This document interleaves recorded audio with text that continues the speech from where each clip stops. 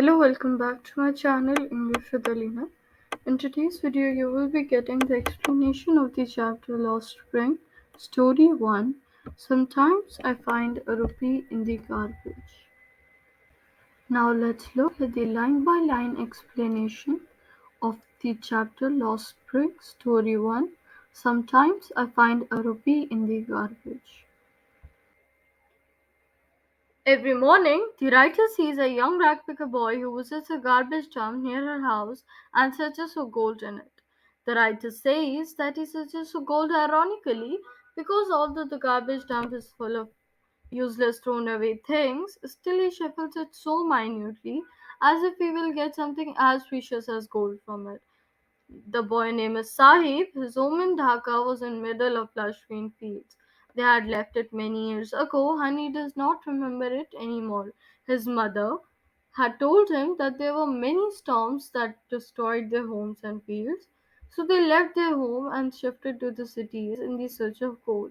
The writer again says looking for the gold in big city. Gold here refers to something precious which is not available in their hometown.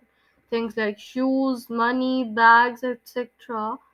for the children and food, clothing, shelter as a means of survival for the parent. The boy searches for such precious things in the garbage dump. One day, the writer questions Sahib, asks him the reason for shuffling through the garbage. Sahib replies to the writer that he has nothing else to do other than rag picking. The writer suggests that he should go to school. She realizes that her advice is meaningless for the poor boy. He replies that there are no schools in the area where he lives. He also assures her that he will go to school when one is built near her house, and the writer asks him jokingly that if she opened a school, would he attend it? Sahib says that he would join the writer's school, and after a few days he runs up to her and asks her whether her school is ready or not. The writer replied that it takes a lot of time to build a school. She felt ashamed at making a false promise. She had said jokingly, "This is a joke," and never intended to open a school. So she felt ashamed of herself. Sahib was not hurt because he was used to such false promises as they existed in a large number in his empty world. He was surrounded by such false promises made by everyone around him. His world was empty as no promises made to Sahib was ever fulfilled. The writer had known Sahib for a few months when she asked his name. He replied as if he was making an announcement that his name was Sahib Alam. The writer thought that the boy didn't know the meaning of his name, as and if he come to know that his name meant Lord of the Universe, he will not be able to believe it. His name was opposite to his life. He went around the streets with a group of friends. It was like an army of boys who didn't wear any footwear. They appeared in the morning like morning birds and disappeared at noon. The writer could recognize them all as she had been seeing them for the past few months. Another boy who was wearing a different pair of shoes in each foot said that even if his mother would have given him the footwear, he would have thrown it away. He meant that the boy was not wearing footwear because he did not want to wear one. The writer asked the second boy the reason for wearing a different shoe in each foot. He did not reply and he shuffled his feet as he tried to hide the shoes. The third boy spoke that he was eager to get a pair of shoes and he had never owned one all his life. The writer takes the example of shoes to highlight the condition of these boys. They search the garbage dumps looking for such precious things. She further tells that as she traveled across the country, she had seen many children barefoot in the cities as well as the villages. They reasoned that they were barefoot not due to the lack of money to buy footwear, but being barefooted was a tradition for them. The writer wondered and concluded that the reason of it being a tradition was a mere excuse to hide the fact that they were so poor that they could not afford to wear a footwear. The writer narrates a story told to her by a man from Udupi. Udupi is a town in Karnataka. When he was a young boy, he would walk to school. On the way, he crossed a temple where his father worked as a priest. He would stop at the temple and pray to God to bless him with a pair of shoes. After 30 years, the writer visited the town and the temple. Now the place was nearly empty. The new priest lived in the backyard of the temple. Plastic chairs in the red and white color were kept there. A young boy came running. He was wearing a grey colored school uniform, socks and shoes. He had a school bag hung on his shoulder. He threw it on the bed and ran away.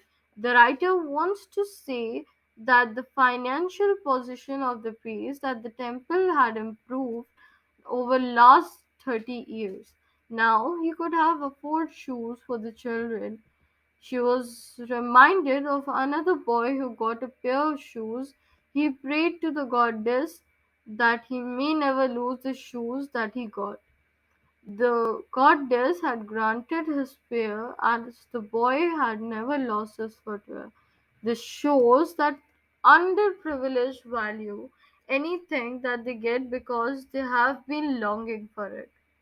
The writer describes where these ragpicker boys live. Simapuri. Simapuri is located on the outskirts of Delhi, was very different from the capital of the country in the 1971 when these ragpickers had migrated from Bangladesh.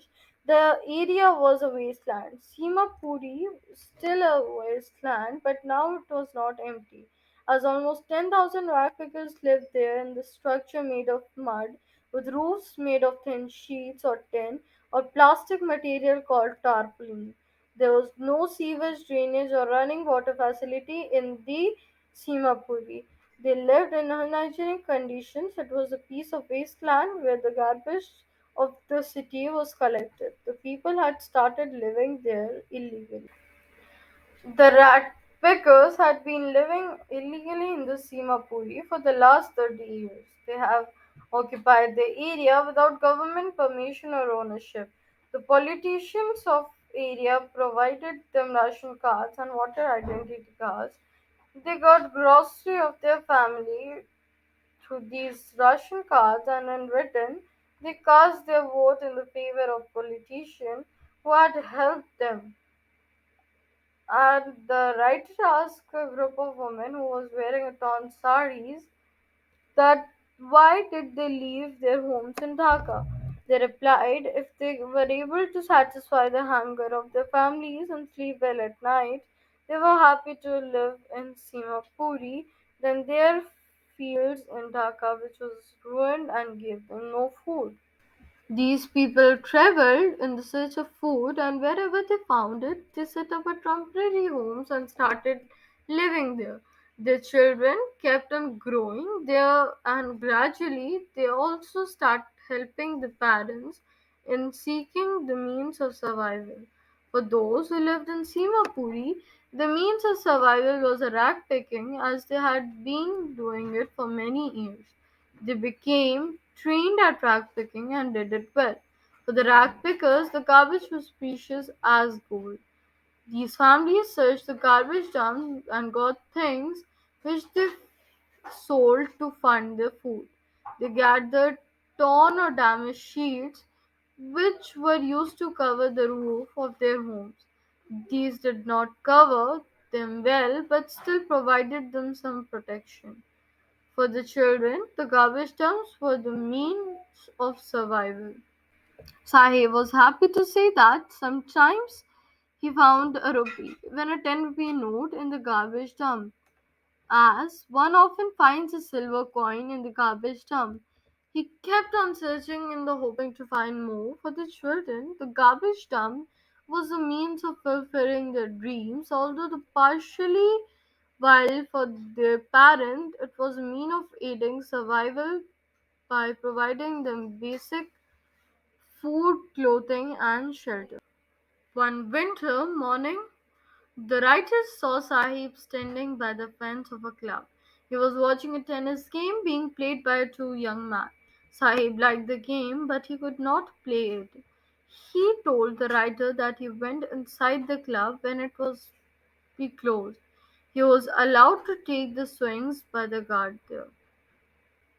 The writer said that Sahib was also wearing tennis shoes. They did not look appropriate with his dress, which was worn out and had faded. He told the writer in an attempt to justify himself that someone gave him the shoes. She, however, figured it out that he had got them from a garbage dump. They must have been thrown away by a boy from a rich family. He did not want to wear them anymore. Probably they had a hole or two in them, due to which he did not want to wear one. On the contrary, Sahib was not bothered by this fact and had no problem wearing them, as he could not afford anything better than that. He walked barefoot. To wear a shoe, even with a hole, was like a dream for him. Although to the garbage dump, Sahib's dream of wearing shoes was partially fulfilled, but his desire to play tennis will never be fulfilled. One morning, the writer met Sahib, who was in his way to the milk booth. He was holding a steel canister. He told her that he had got a job at a nearby tea stall. He would earn 800 rupees a month and get meals too. The writer asked him as if he liked the job, as she could see that he had lost the carefree look, as now Sahib was working for someone else and was carrying his master's container. He was burdened with responsibility. Earlier, a rag picker, Sahib would carry his own bag and was his own master. Now he was no longer his own master. Well. Video has came to an end, and I want you guys to subscribe to my channel and hit the bell icon to get notified whenever I upload a video. And if you like the video, please hit the like button and share this video with your friends. Bye.